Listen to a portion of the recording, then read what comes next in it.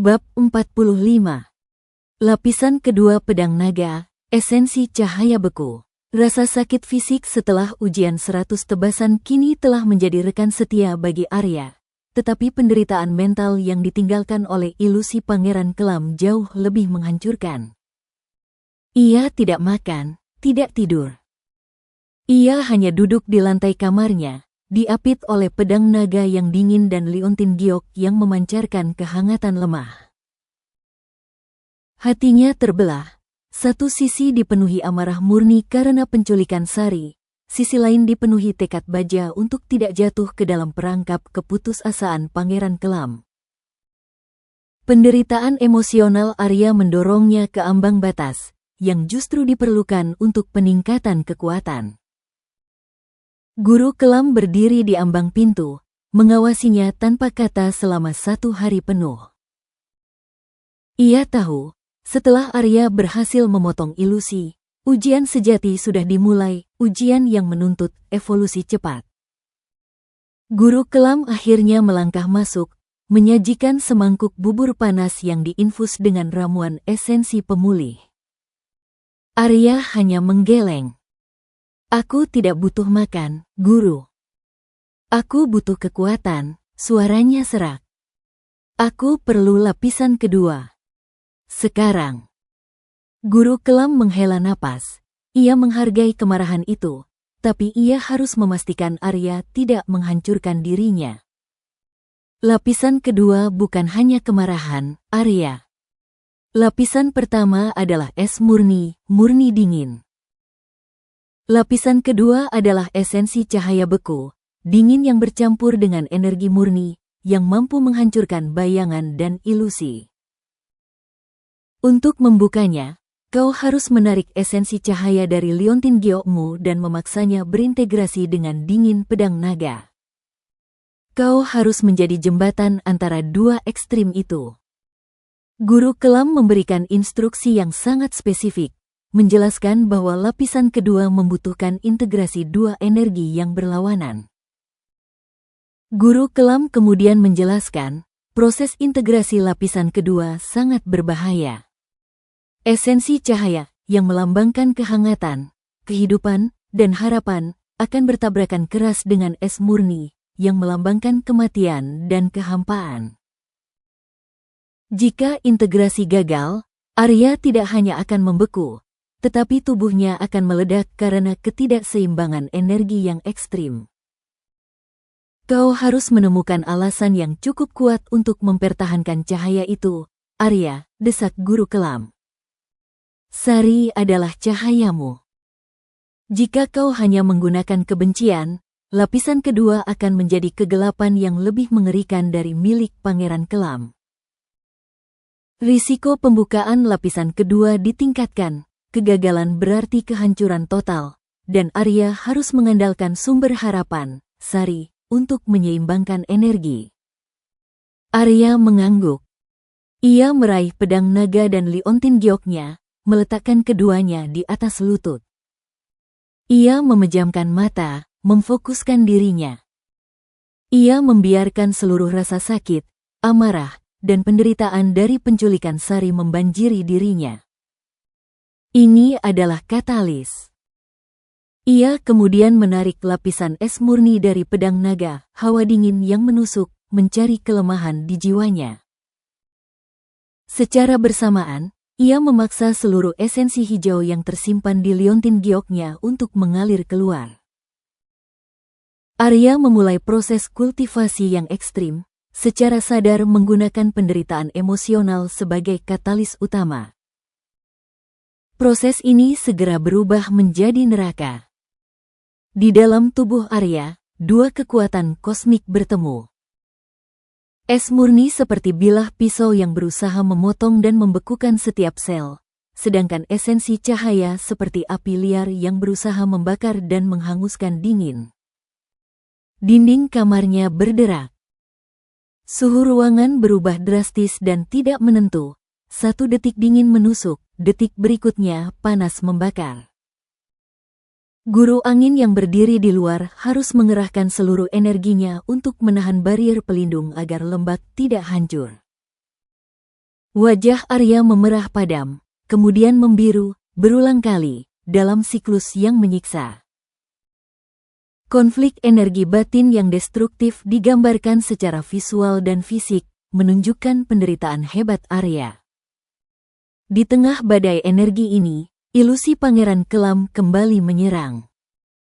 Bukan lagi ilusi visual, melainkan ilusi rasa bersalah dan keputusasaan. Bisikan di benak Arya menjadi lebih keras, menertawakan penderitaannya. Kau bodoh, Arya. Kau berjuang demi cahaya, padahal Sari sedang disiksa dalam kegelapan. Jika kau mati sekarang, kau akan membebaskannya dari penderitaan. Biarkan dirimu hancur. Akhiri semuanya. Bisikan itu menusuk tepat saat es murni berusaha membekukan jantung Arya. Pangeran Kelam memanfaatkan momen kultivasi paling rentan Arya untuk menanamkan keputusasaan dan godaan bunuh diri. Arya meraung. Ia membuka matanya yang kini dipenuhi air mata dan darah. Ia melihat Sari, bukan yang menderita, tetapi yang tersenyum padanya, memberinya liontin giok dulu. Ia mengingat sumpah di bawah Guru Kelam. Rasa cinta, harapan, dan janji itu menjadi tameng. Kau tidak akan menghancurkanku? Teriak Arya dalam hati. Ia tidak melawan es murni dengan cahaya. Ia memeluk keduanya. Ia membiarkan es murni membekukan amarahnya, sementara cahaya membakar rasa putus asanya. Titik balik emosional, Arya tidak lagi melawan, melainkan menerima dan menggabungkan rasa sakit dan harapan, mengintegrasikan kedua energi. Bak! Sebuah ledakan energi dahsyat terjadi di dalam kamar Arya. Seluruh sisa es murni dan esensi cahaya akhirnya menyatu, tetapi bukan dengan ledakan kehancuran. Sebaliknya, ledakan itu menghasilkan gelombang dingin emas.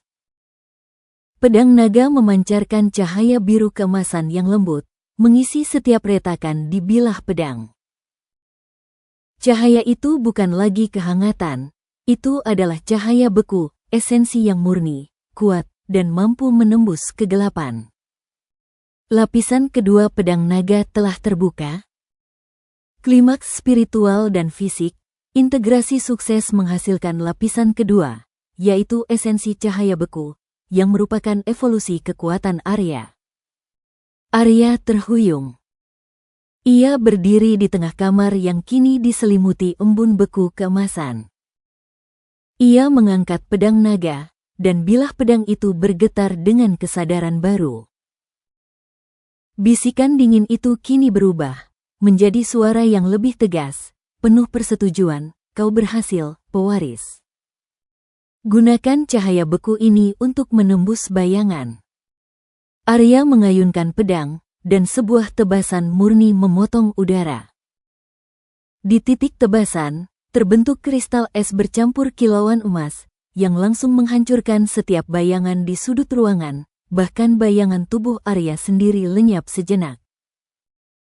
Demonstrasi langsung lapisan kedua, kekuatan untuk menghilangkan kegelapan dan ilusi. Guru Kelam masuk, matanya berkilat takjub. Kau berhasil. Tidak hanya menguasai, kau mengintegrasikannya dengan cahaya, gumamnya. Ini adalah kekuatan yang ditakuti Pangeran Kelam, Arya. Cahaya beku dapat membakar ilusi dan menghancurkan entitas kegelapan. Namun, ekspresi Guru Kelam segera berubah serius. Tapi lapisan kedua ini membuatmu menjadi magnet. Pangeran Kelam sekarang tahu persis di mana kau berada dan seberapa cepat kau berevolusi. Konsekuensi pembukaan lapisan kedua, Arya kini menjadi target utama dan memiliki kekuatan khusus untuk melawan ilusi Pangeran Kelam. Arya mengangguk, ekspresinya dingin namun penuh tekad. Ia merasakan lapisan kedua mengalir di nadinya. Ia tidak hanya menjadi kuat, ia menjadi fokus. Ia berjalan keluar kamar, menuju tempat ia melihat serigala malam menculik Sari. Ia menghunus pedang dan menebaskannya ke tanah tempat jejak kaki serigala malam menghilang. WUSHH. Tegasan lapisan kedua membelah tanah, menciptakan jurang beku yang berkilauan emas, menunjuk lurus ke arah utara. Aku tidak akan mencarinya. Aku akan memaksa mereka membawanya kembali kepadaku, kata Arya, suaranya dipenuhi janji yang mematikan. Perubahan taktik Arya, ia tidak akan mengejar Sari, tetapi akan berlatih dan menggunakan kekuatannya sebagai pancingan untuk membawa musuh datang kepadanya. Tiba-tiba, dari pecahan kristal es keemasan yang baru saja ia ciptakan di tanah, muncul sebuah bayangan ilusi kecil, sebuah hologram 3 dimensi dari wajah Pangeran Kelam. Ilusi ini jauh lebih lemah, tapi membawa pesan yang dingin. Selamat, Arya. Aku tahu kau tidak akan mati begitu saja. Gadis itu akan baik-baik saja. Selama kau terus menjadi kuat.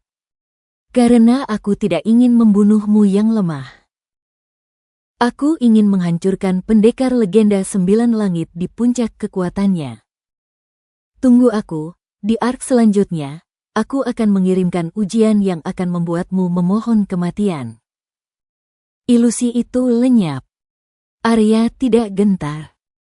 Ia mencengkeram pedang naga.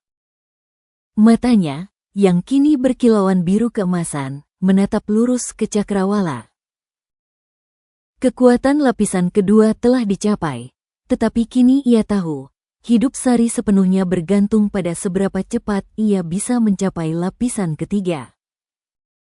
Pangeran Kelam sedang bermain, dan Arya kini siap menjadi pemain yang lebih brutal. Waktu untuk kultivasi damai telah berakhir. Perang yang sesungguhnya sudah di ambang pintu. Bab 46. Hari-hari yang menyiksa, penguasaan lapisan kedua pedang naga, esensi cahaya beku, membawa Arya pada tingkat kekuatan baru, tetapi juga pada tingkat penderitaan yang lebih tinggi. Ia kini bukan hanya melawan musuh di luar, tetapi juga melawan pedangnya sendiri. Energi biru keemasan di nadinya terus menuntut adaptasi. Jika lapisan pertama hampir membekukannya, lapisan kedua mengancam untuk membakar dan membekukan dirinya secara bersamaan. Untuk mencegah kehancuran diri, Arya harus melatih tubuhnya hingga mencapai batas absolut. Kekuatan baru dari lapisan kedua menuntut penempaan fisik ekstrim agar tubuh Arya tidak hancur dari dalam. Guru Kelam memahami bahwa setelah penculikan Sari, motivasi Arya sudah berubah dari tugas menjadi obsesi. Guru Kelam memutuskan bahwa tidak ada lagi pelatihan konvensional.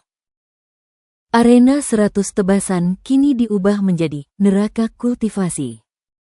Pagi hari, Arya harus berlari mengelilingi seluruh pegunungan utara dengan pedang naga terikat di punggungnya, sementara guru angin menciptakan pusaran angin yang berlawanan, membuat setiap langkah Arya setara dengan mendaki tebing vertikal.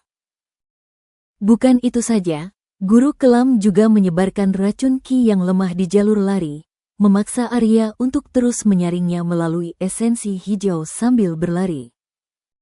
Tubuhnya ambruk setiap ia mencapai arena, tetapi tidak ada istirahat. Pelatihan fisik baru yang brutal, mengombinasikan ketahanan, kekuatan pedang, dan penyaringan racun secara simultan. Siang hari, ia harus masuk ke kolam esensi murni, sebuah kolam beku yang berada di bawah gua terdalam, tempat airnya berada tepat di titik beku dan penuh dengan esensi yin yang mematikan. Arya harus bermeditasi di sana selama 6 jam. Dingin itu menembus kulit, membekukan otot, dan menyerang sumsum tulang.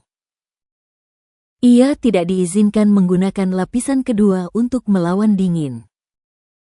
Ia harus menggunakan tekad murni dan esensi hijau untuk menahan sengatan beku, bertujuan untuk membuat tubuhnya kebal terhadap energi dingin pedang naga.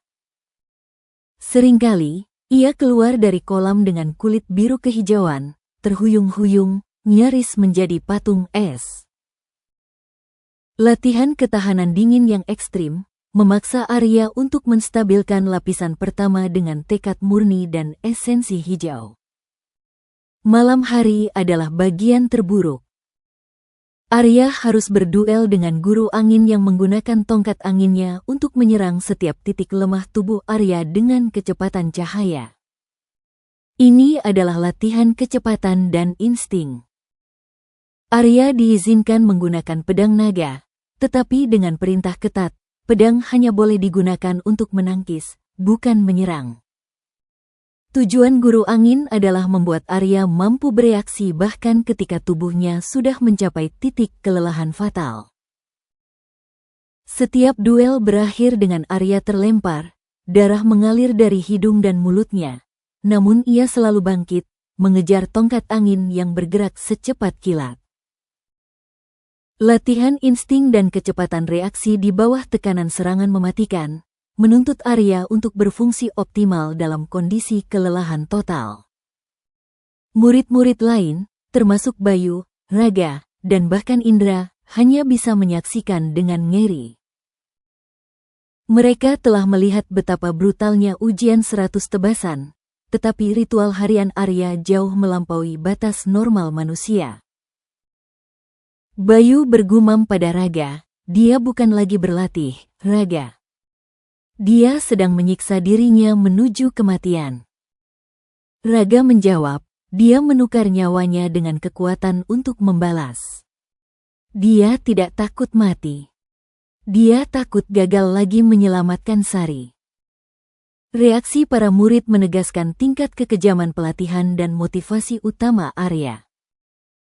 Suatu sore, saat ia sedang berlatih di kolam esensi murni, Arya hampir pingsan. Tubuhnya berhenti merespons, dan esensi hijau di liontinnya hampir padam. Ia merasakan bayangan gelap mulai merayap di pikirannya, godaan untuk menyerah, untuk membiarkan dingin memeluknya dan mengakhiri penderitaan. Dalam detik-detik terakhirnya, ia teringat wajah Sari yang diculik. Ia teringat ejekan Pangeran Kelam yang menyebutnya boneka. Kekuatan baru muncul, bukan dari esensi, melainkan dari kemarahan yang terkunci. Arya meraung, dan lapisan kedua meledak. Bukan ledakan murni, tetapi lapisan tipis cahaya beku menyelimuti kulitnya, membuat tubuhnya bercahaya keemasan di bawah air es. Ia berhasil menarik dirinya kembali dari ambang kematian. Arya menghadapi godaan untuk menyerah. Ia menggunakan amarah murni sebagai kunci untuk memicu kekuatan lapisan kedua secara defensif, menyelamatkan dirinya. Melihat ledakan energi terkendali itu, Guru Kelam mengangguk puas. Ia mendekati Arya setelah latihan selesai, memberikan obat luka. Kau berhasil menaklukkan tubuh, Arya. Tetapi jiwamu semakin gelap. Rasa sakit dan kemarahanmu adalah pedang bermata dua. Jika kau tidak memiliki jangkar, lapisan ketiga akan melahapmu, mengubahmu menjadi prajurit dingin tanpa tujuan selain kehancuran. Arya hanya menatap Guru Kelam, matanya kosong. Ia sudah terlalu lelah untuk bicara. Peringatan Guru Kelam bahwa meskipun Arya kuat secara fisik, jiwanya rapuh, dan ia membutuhkan jangkar emosional sebelum lapisan ketiga dibuka. Malam itu, Arya duduk di atas batu terjal, tubuhnya berdenyut dan berdarah. Ia memandang langit malam, mencari bintang yang seolah-olah menjanjikan harapan. Ia memikirkan Sari. Ia tahu Guru Kelam benar, ia membutuhkan jangkar. Ia tidak boleh membiarkan lapisan kedua membekukan cintanya. Ia harus bicara dengan Sari, meski hanya dalam bayangan. Ia membutuhkan penguatan janji. Di tengah hembusan angin malam, Arya memejamkan mata. Ia memusatkan seluruh energinya, dan memanggil pedang naga. Kali ini, ia tidak meminta kekuatan. Ia meminta koneksi. Lapisan kedua yang bercahaya keemasan bergetar, dan energi itu mengalir dari pedang, memasuki liontin giok di lehernya. Arya menggunakan lapisan kedua sebagai frekuensi, menggunakan liontin sari sebagai penerima. Ia tidak tahu apakah itu akan berhasil, tetapi ia mengirimkan seluruh amarah, penderitaan, dan yang terpenting, cintanya melalui gelombang energi halus, jauh melampaui pegunungan utara. Di suatu tempat yang jauh dan gelap, di dalam sel dingin tempat ia disekap, Sari yang lemah dan putus asa tiba-tiba merasakan kehangatan aneh dari liontin di lehernya. Cahaya lembut esensi hijau bersinar, dan Sari mendengar bisikan yang tidak mungkin, "Bertahanlah, Sari. Aku akan datang. Aku tidak akan membiarkan kegelapan menangkapmu." Sari menangis, air mata mengalir lega. Sinyal telah dikirim, janji telah diperbarui. Arya tidak tahu bahwa tindakannya ini bukan hanya menguatkan jiwanya sendiri, tetapi juga memberi sinyal jelas kepada Pangeran Kelam tentang betapa dalamnya koneksi antara sang pewaris dan sandranya. Pangeran Kelam tersenyum di kejauhan. Arya kini siap untuk ujian emosional berikutnya.